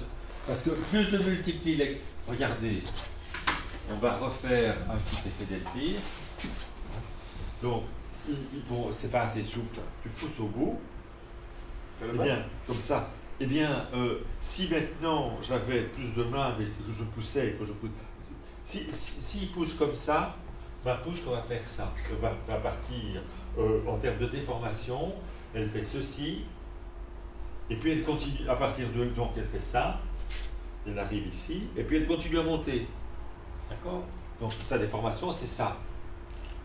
Donc si tu pousses très fort là-bas, ici on est comme ceci, et puis là, ici, j'ai entre ces deux appuis, j'ai une bosse. Ok? C'est pas clair ça? Oui. Hein. Mais si je mets si je multiplie des blocages ici, mais ça ne sait pas monter. Et si ça ne sait pas monter, donc ça sera en traction. Si ça ne sait pas monter, l'encastrement sera beaucoup mieux. Et donc, j'aurai ces colonnes-ci ne sont peut-être pas fondamentales du point de vue de la stabilité, mais plus je les multiplie, plus j'améliore l'encastrement. Et ce qui va être qu'est-ce qui est important dans ça? Vous êtes architecte et vous faites un bâtiment comme ça. Qu'est-ce qui vous fout les jetons? Qu'est-ce qui vous fait peur? D'accord. Comme c'est un italien, si vous fout les jetons, ça ne passe pas. Donc, qu'est-ce qui vous fait? À quoi allez-vous être attentif? Donc, vous êtes avec l'ingénieur. Et l'ingénieur, vous dites à l'ingénieur, est-ce que tu peux me faire ça, ce porte-à-faux? Oui, pas de problème, je vais te faire une poutre vernée, ça va aller, pas de problème. Qu'est-ce que vous allez lui dire? Vous n'allez pas lui dire, fais attention que ça ne s'effondre pas. Ça, vous n'allez pas lui dire, parce que c'est évident qu'il va faire attention à ce que ça ne s'effondre pas. Qu'est-ce que vous allez lui dire? Donc, pas l'esthétique. Oui. Non, parce que l'esthétique, c'est vous qui pilotez. Vous allez dire, vous allez peut-être dire, je ne veux pas avoir de diagonale, je veux... Qu'est-ce que vous allez dire? Qu'est-ce qui serait l'emmerde dans la gêne, le problème dans un truc comme ça? Que ça? Oui, disons que le problème n'est pas un problème de résistance. Oui, le problème est un problème de résistance, mais qui est résolu implicitement dans la mesure où l'ingénieur vous a dit, ok, on va calculer une poutre comme ça, etc., il n'y aura pas de problème. Mais ce qui risque de poser problème, c'est la déformation. C'est que ça se déforme un petit peu, et qu'est-ce qui va se passer quand ça se déforme un petit peu? Vos vitres vont péter. Donc, si ceci devient légèrement des parallélogrammes, eh bien, toutes les vitres vont exploser, les joints entre les bières vont s'écarter, etc. Donc, il faut, et on revient à ce que je disais tout à l'heure, il faut que ça soit à la fois suffisamment résistant et suffisamment raide. Et donc, on va vouloir du raide pour qu'il n'y ait pas de problème avec les parachèvements. Et donc, plus j'encastre ici, plus ce sera raide. Et donc, c'est possible que l'ingénieur ait proposé ça pour augmenter la qualité de l'encastre. Voilà. Alors, on va un petit peu continuer. Qu'est-ce que je vais encore vous montrer de beau? Juste une petite question par rapport à ce que vous venez de dire. Les forces tranchants, il est maximal près du point d'appui. Alors du coup, quand il y a... Absolument, oui, parce que c'est l'accumulation de toute la charge, quoi. Parce que c'est que là qui peut venir. Les forts tranchants, dans ce cas-là, c'est les réactions cumulées, c'est les actions cumulées.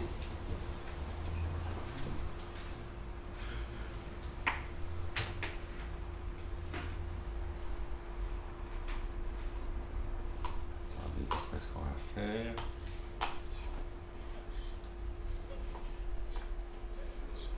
Ah oui, oh merde. Ah, j'aurais dû commencer par ça. Je me suis un peu emballé. C'est pas grave. On va remonter un peu le temps.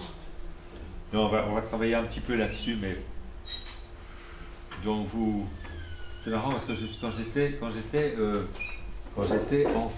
jeune, quand j'avais votre âge, C'était quand ça? quand j'avais votre âge, quand on allait au cinéma, Ça existait déjà? et en couleur et parlant. Oui. Et non, un jour, non, parce que je leur disais que je me suis trompé, j'aurais voulu. Le PowerPoint que je viens de passer, c'était mon deuxième, je n'ai pas fait le premier. Et on est allé avec les copains au cinéma, et à ce moment-là, les films étaient des vraies bobines, quoi. Donc c'était des bobines, et un film, c'était 3 ou 4 bobines. Et le type, d'ailleurs, jusqu'à pas tellement longtemps, hein, c'était peut-être encore forcément, je ne sais pas si tu es digitalisé. Et d'ailleurs, quand il passait de la bobine 1 à la bobine 2, il n'y avait pas nécessairement une interruption. ils avaient 2 projecteurs, ils mettaient la bobine en route, c'est synchronisé, et puis et puis ils sont une bobine. Le type, on est allé voir, c'était un film avec Bourvil, Le mur de l'Atlantique. Ça vous dit probablement rien, ça m'a dit, c'est important. Le type, il nous a fait 1, 3, 2. Et alors, surtout, c'était assez déroutant. Le passage 1, 3, alors tu te dis, mais c'est quoi ce truc-là, quoi? Quand on est arrivé au bout du 3, là, on s'est rendu compte qu'après la fin, il y avait encore une suite. Donc ça, c'était possible. Mais bon, c'était spécial. Donc c'est un peu là-dedans qu'on est pour le moment. On fait un trajet. Donc, je vais reprendre ça, mais c'est pas grave. Dans votre tête, tout ça va se mettre en ordre. Donc, c'est des choses qu'on a déjà largement vues. On a déjà parlé des types de sollicitations, point mort sur charge fixe, sollicitation d'usage et sollicitation parasite. Donc vous avez une structure, il y a toujours son point de sa structure. Les surcharges fixes, c'est tout ce qui est le parachèvement. Et les sollicitations d'usage, c'est nous. C'est tout ce qui est mobile. C'est nous, c'est les tables, tout ça, c'est des sollicitations d'usage qu'on appelle les charges variables, etc. Et puis vous avez les sollicitations parasites, qui sont les sollicitations climatiques, le vent ou les séismes. Et pour reprendre tout ça, il faut une structure, ça on a déjà vu, et une structure, ça je redis parce que pour tous ceux qui ont suivi le cursus avec nous, c'est déjà été dit plusieurs fois, mais c'est vachement, c'est plus facile qu'important. C'est important et ça donne énormément de facilité dans l'analyse. Une structure est faite d'éléments pour ponter, supporter et contrevanter. Donc, on dit que ponter, supporter et contrevanter sont les 3 fonctions structurales. Toute structure doit être composée d'éléments pour ponter, pour supporter et pour contrevanter. Et ces éléments qui pondent, qui structurent, qui contrevantent sont ce qu'on va appeler des formes structurales. Et le nombre de formes structurales est limité, est bien défini. Et donc, pour ponter, j'ai arc, poutre, chaînette. Pour supporter, j'ai suspens, colonne. Pour équilibrer, contrevanter, j'ai croix de Saint-André, noyau, etc. Là, j'en ai un peu plus. Et c'est l'assemblage de toutes ces formes structurales qui doit respecter la règle qui fait que il faut des formes de pontage, des formes pour supporter, des formes équilibrées, et qui doivent être assemblées dans le respect des équations, dans le respect des équilibres, qui font qu'une structure existe ou n'existe pas. D'ailleurs, et alors vous pouvez regarder tous les bâtiments, ça c'est aussi un exercice que vous pouvez faire. Par exemple, cette table. Eh bien, cette table, elle est faite d'un élément de pontage qui est le plateau, d'éléments de pontage d'une hiérarchie supérieure ou inférieure, c'est comme vous voulez, si vous faites 1, 2, 3, 4, 4, 1, 2, 1, qui sont les poutres de riz, et d'éléments pour supporter qui sont les pieds. Alors, qu'est-ce qu'il y a sur le contreventement? Qu'est-ce qu'il y a sur l'équilibre de cette table? C'est le nœud ici. C'est le nœud. Et c'est le nœud, mais il faut le regarder d'un peu plus près. Le nœud, il a deux vis, deux boulons. Hein, parce qu'un seul, c'est une rotule. Donc c'est l'encastrement de la poutre dans la colonne qui fait le contreventement. Et j'aurais pu mettre un seul, mais alors je vais mettre des diagonales et notre ami aurait des problèmes avec ses cheveux. Hein, j'aurais mis des diagonales, tu n'aurais pas un truc.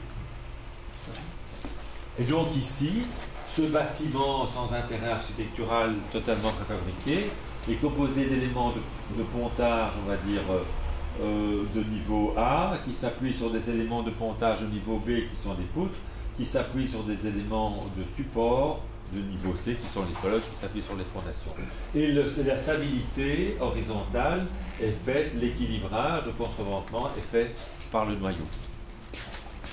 Donc, en pontage, il y a poutre, arc, chaînette. En support, il y a colonne suspente. En contreventement, il y a un peu plus. Alors, l'arc et la chaînette sont, dans certains cas, des structures non autonomes. La poutre, elle est totalement... La poutre ne transmet sur ses appuis que des charges verticales. Ce qui est intéressant. L'arc, s'il a un tirant interne, il ne transmet que des charges verticales. S'il n'a pas de tirant, il transmet des charges verticales et horizontales. la chaînette, la chaînette est une forme géométrique. Bien, donc, qui est proche de la parabole, mais on utilise aussi le mot chaînette pour un câble en suspension. Un câble en suspension transmet des forces horizontales aux appuis. Je dois reprendre, il me faut des culées pour reprendre ces forces horizontales.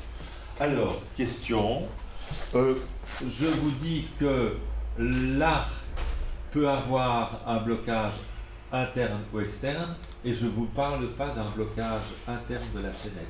Pourquoi ? Je pourrais très bien imaginer ici avoir un élément en compression qui va empêcher la chaînette de se refermer. Mais on ne fait jamais ça. Pourquoi ne fait-on jamais cela? C'est un peu plus risque de flambement. Oui, flambement. Vous savez, dès que je vous pose une question, vous dites c'est un truc de flambement. Flambement. Alors là, c'est pas mal. Mais donc si ici, donc j'ai une chaînette qui va être très fine, mais qui peut donner une très très forte tension. Si je veux bloquer ces deux points et que je mets un élément en compression, il risque de flamber. Mais alors, je pourrais trouver de nouveau des artifices.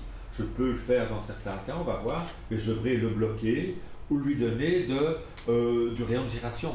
Donc éloigner la matière du centre de gravité, on trouvera. Mais ça se fait très très rarement, parce que l'intérêt de la chaînette.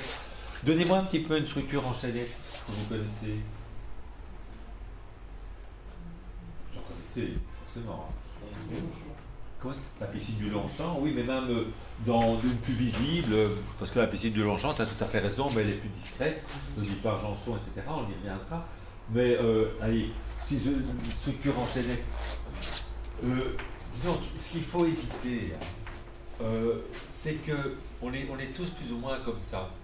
Vous croyez que vous devez savoir un certain nombre de choses et que si vous ne savez pas ces choses-là, vous êtes con. Ce qui est tout à fait faux. Un câble électrique. Un câble électrique. Mais non, je termine d'abord par le. Non, mais tout à fait raison, Edwin. Je cherche à moi.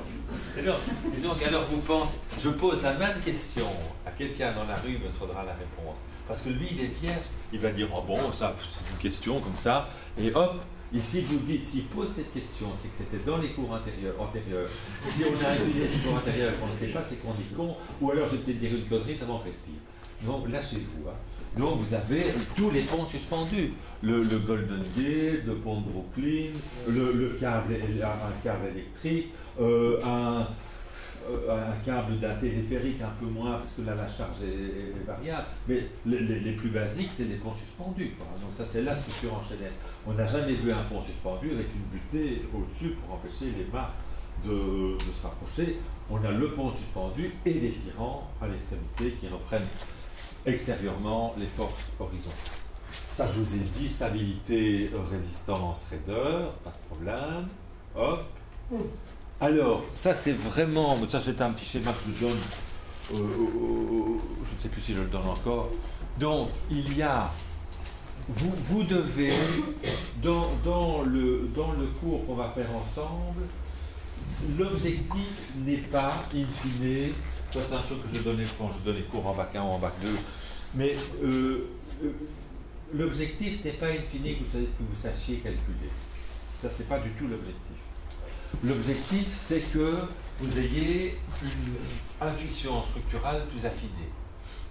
Vous avez une intuition structurale, hein, bien entendu, puisque vous vivez dans un immense laboratoire de structures. Il y a des structures, vous en voyez tous les jours, on en voit tous autour de nous, et comme vous vous intéressez aux bâtiments, aux objets construits, vous regardez. Et donc, vous voyez des choses et vous savez des tas de choses. Ce que je dis souvent, ça c'est même pas vous, ça c'est monsieur tout le monde, si on va se balader en forêt et on voit un arbre qui est fin en dessous et puis dont le diamètre du tronc augmente en montant, vous allez dire que celui-là c'est pas un vrai quoi, hein, d'accord? Parce que vous savez très bien, alors on peut mettre des mots, que le tronc d'arbre, alors là je vais à l'autre extrémité, le tronc d'arbre il est encastré dans ses racines et dans le sol, le moment à la base est plus important, donc le diamètre sera plus important, etc. Vous savez. Okay. Mais donc, vous avez une approche intuitive, mais vous devez pousser les limites de votre intuition. Il faut, vous devez aller un petit peu, on va dire, l'approche intuitive du commun des mortels, elle est là, et vous n'êtes pas le commun des mortels, d'ailleurs personne n'est le commun des mortels. Elle est là, bon, on va l'amener là. Et donc, ce qu'on va faire, c'est analyser des structures un petit peu calculées, de manière à ce que pour vous, flambement, c'est devenu quelque chose d'évident, compression, risque de flambement. Et donc, c'est ça que l'objectif qu'on va développer. Simplement avancer, parce que, allez, quand on dit, je sais pas, que même l'intuition, c'est un petit peu compliqué. Par exemple, un ingénieur qui a l'habitude, ou vous qui avez l'habitude, vous savez des choses, et vous savez, comment est-ce que, mais Denis, mais on je demandais à Denis Paul qui lui dit ça tout à l'heure, comment passer, il avait une très très belle expression, comment passer de l'expérience, d'avoir finalement un acquis inconscient. Mais je vous demanderai de poser la question. Donc nous, on veut créer chez vous un acquis de manière à ce que inconsciemment vous avez déplacé votre borne de connaissances et de compétences en structure. En structure en art, on ne va pas aller très loin. On est inconsciemment compétent, c'est ça? Oui, je veux dire consciemment incompétent, de passer de consciemment incompétent à inconsciemment compétent. Non, d'inconsciemment. C'est ça, ouais, c'est ça. Oui, c'est ça. Ouais, très bien. Mais il fait ça. Bon, ici, bon, ça, je vous ai expliqué, pas de problème. Et donc là aussi, je montre volontiers ça pour dire, tout ça est très simple. Et que si je pouvais faire des dessins animés, on peut faire de l'art d'évolution morphologique. On imagine cette petite escabelle qui se dépend progressivement et qui devient une cathédrale gothique. C'est pas plus compliqué que ça, en tout cas au niveau où nous évoluons. Alors, on va reprendre les 5 minutes là-dessus.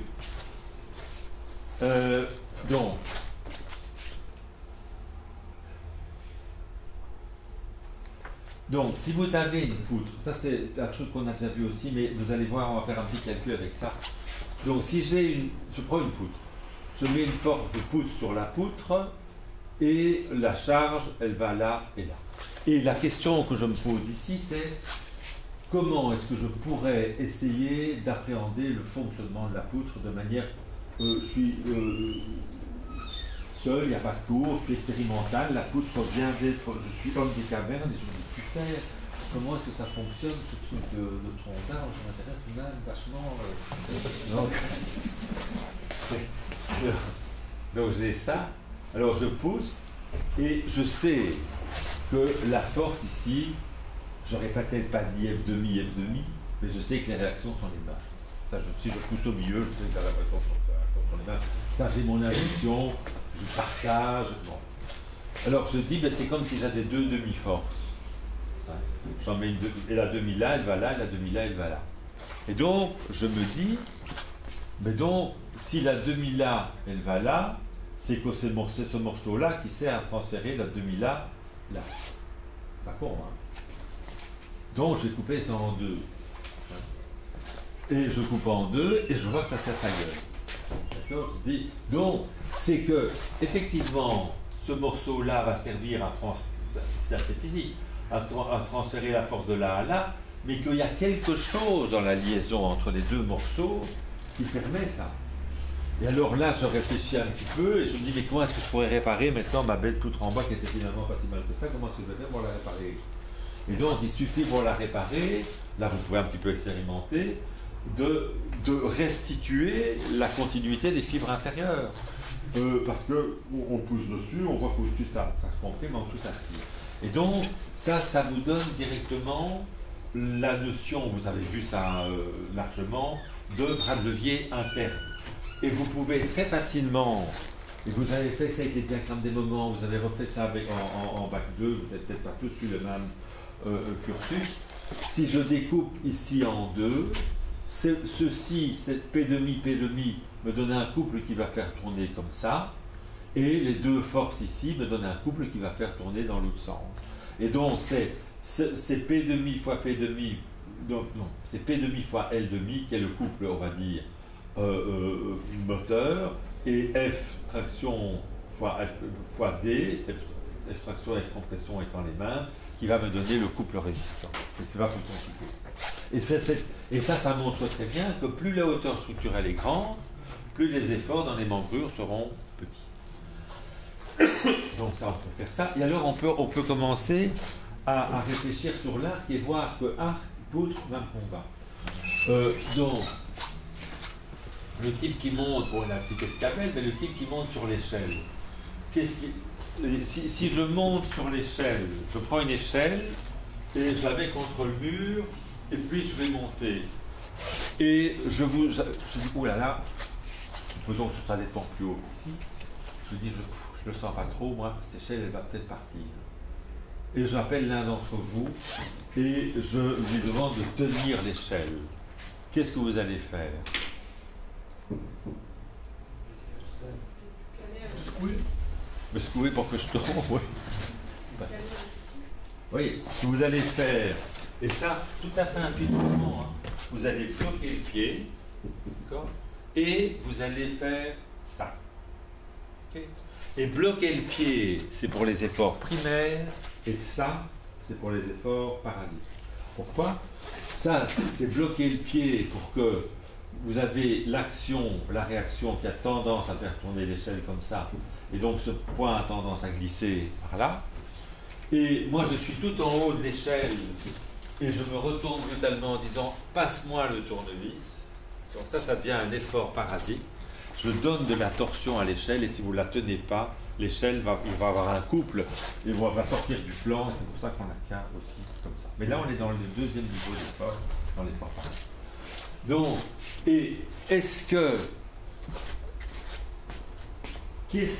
qu'une échelle est plus stable quand elle est proche de la verticale ou quand elle est quand elle est comme ça ou quand elle est comme ça? Plus elle est verticale. Comment? Plus elle est verticale. Plus elle est verticale, plus elle est stable. Alors, il ne faut pas aller trop loin, parce que si elle est... Et pourquoi quand elle est carrément verticale, elle n'est pas stable?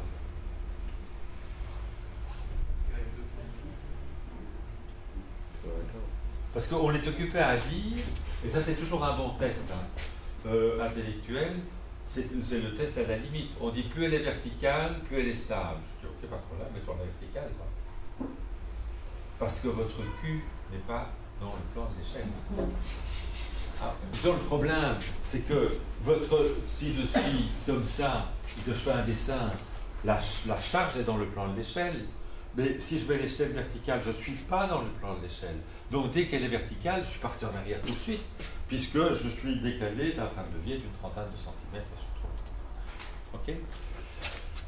Alors, bon, ça, je ne vais pas, on ne va pas développer. Mais donc là, on peut faire rapidement, on ne va pas le faire, un petit calcul d'équilibre que vous savez tout à fait faire, et on voit que c'est exactement le bras de levier interne, c'est comme la hauteur structurale. Qu'est-ce que je voulais vous dire d'autre? Je regarde rapidement, c'est des choses que je voulais vous dire. Non, on va s'arrêter là-dessus pour le moment, on verra bien. Donc on se retrouve à 2 heures, ok, pour exercice facultatif de proposition des efforts.